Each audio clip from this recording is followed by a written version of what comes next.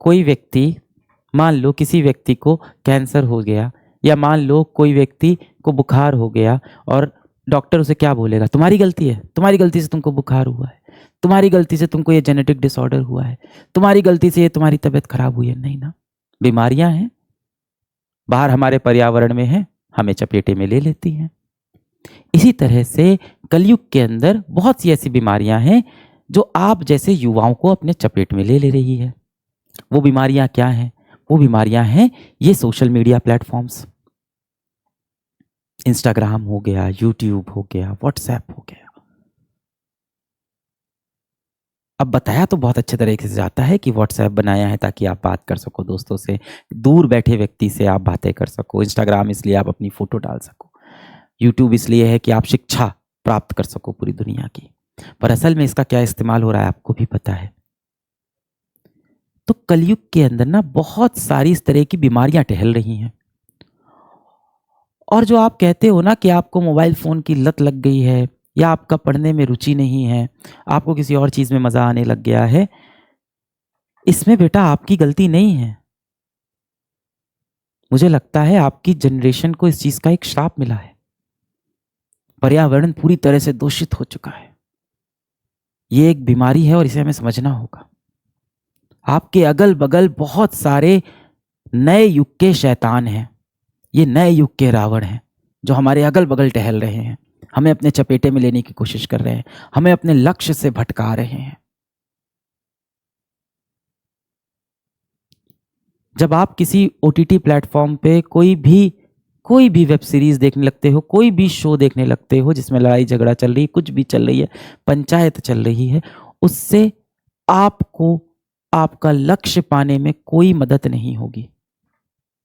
आप बोलते हो नहीं वो मुझे खुशी देगा, मुझे सुख देगा। उतनी देर आप अपने एक बहुत अच्छे दोस्त से बैठ के किसी विषय पे चर्चा करो, आपको ज्यादा सुख महसूस होगा। अपने माता पिता के साथ बैठ के बातें करो, आपको ज्यादा सुख महसूस होगा। आप जाके बाहर कोई खेल खेलाओ, शारीरिक कसरत वाला कोई खेल खेलाओ, आपके शरीर को भी अच्छा लगेगा, आपके दिमाग को भी अच्छा लगेगा। पर हम कर नहीं पाते। क्यों? क्योंकि हम बीमार हो गए भाई। आप समझो इसमें आपकी गलती नहीं है। मैं आपको बिल्कुल ब्लेम नहीं कर रहा हूं, तुम्हारा हाथ पकड़ के मैं खड़ा हूं। मैं बहुत सारे बच्चों से हर रोज मिलता रहता हूँ। यहाँ ऑफिस में हर रोज बच्चे आते हैं, कभी मैं चला जाता हूँ किसी विद्यापीठ सेंटर में, कभी आसपास कहीं बच्चे मुझसे टकरा जाते हैं। मैं हर रोज बच्चों से मिलता रहता हूँ, कभी बैच के अंदर संवाद हो रहा होता है। वरना मैं सोशल मीडिया पे मैं तो एक्टिव रहता हूँ देखने के लिए कि मेरे बच्चे क्या कर रहे हैं। और मैं अपने बच्चों को दोष नहीं देता हूँ कि तू खराब है, तू पापी है, तू पागल है, तू नालायक है, तू दुष्ट है। नहीं यार, मुझे पता है मेरा हर एक बच्चा दिल से आज भी चाहता है कि वो जीवन में सफल हो, समाज का कल्याण करे, अपने माँ बाप के लिए कुछ अच्छा कर जाए। हर बच्चा ये चाहता है। मेरा कोई बच्चा अपने जीवन में रावण नहीं बनना चाहता, बिल्कुल नहीं बनना चाहता होगा।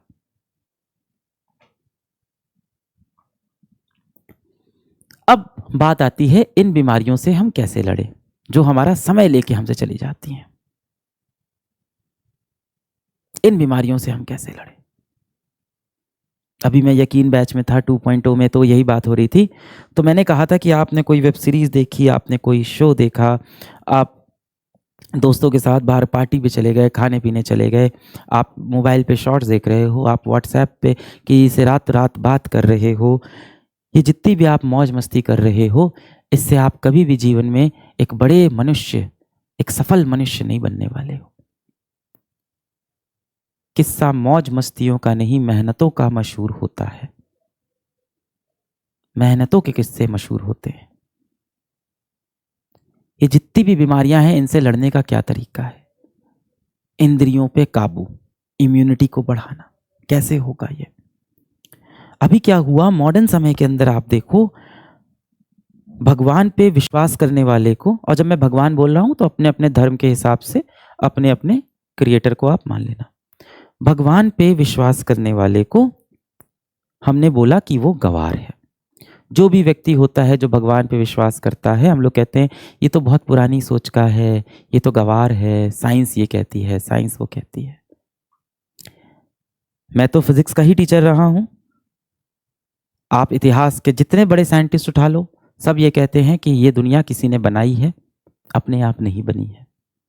हाँ, वो रचयिता जो है दुनिया का, वो देखने में कैसा होगा हमें नहीं पता है। इसीलिए उपनिषद कहती भी है कि भगवान का कोई रूप नहीं है, भगवान का कोई शेप नहीं है, पर है। मॉडर्न समय में क्या हुआ कि हम उससे दूर हो गए।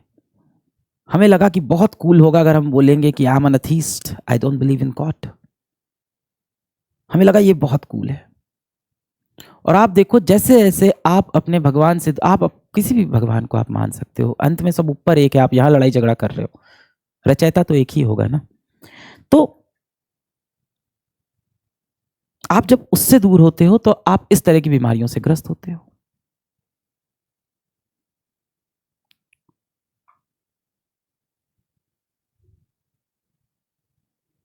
समझ रहे हो? आपको अपने माता पिता,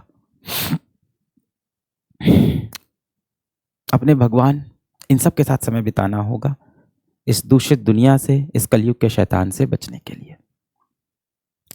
ये संवाद खत्म होगा, आप जिस भी भगवान को मानते हो उसके सामने जाके हाथ जोड़ना है, या जिस भी तरह से आप प्रेयर करते हो उस तरह से प्रेयर करना, शक्ति मांगना अपने अंदर। वही आपका असली साथी है, उसने ही आपको बनाया है, और आपके माता पिता।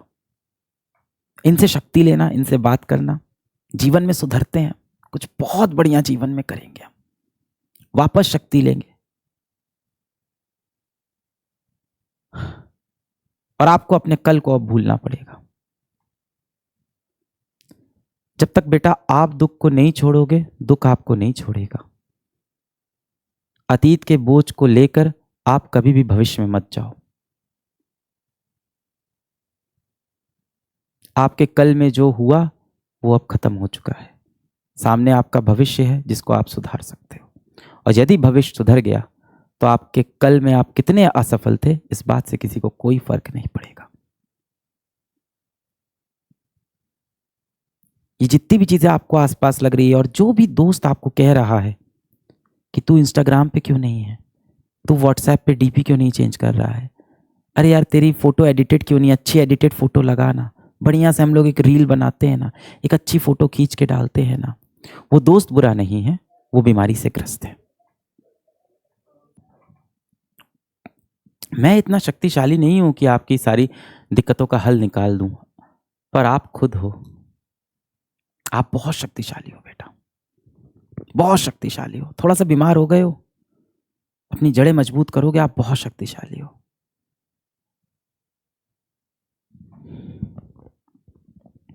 और मुझे पता है आपके कई बार माता पिता आपको ताने मार देते होंगे कि पढ़ाई नहीं कर रहा है, तेरा ये इस बार एग्ज़ाम नहीं निकलेगा, इस बार भी तू सेलेक्ट नहीं होगा, कोई पड़ोसी ताने मार देगा होगा। और बड़ा बुरा लगता है यार, बड़ा बुरा लगता है जब आपके माँ बाप आपको ताना मार के चले जाएं, इस बार भी नहीं सेलेक्ट होगे तुम, बस पढ़ाई का नाटक करते हो, ढोंग करते हो, हर बार हमेशा नाटक करते हो कि दिन भर किताब लेके बैठे हो तब भी सेलेक्ट नहीं होते। और आप एकदम मजबूर हो जाते हो कि सब कर तो रहा हूं मैं, सारी मेहनत कर तो रहा हूं मैं, लगा तो हूं दिन भर पढ़ाई में। बहुत दर्द होता है यार जब आपकी गलती भी ना हो और आपके ऊपर इल्जाम भी लगे, और वो इल्जाम लगाने वाला आपका कोई प्रिय व्यक्ति हो, बड़ा दर्द होता है तब।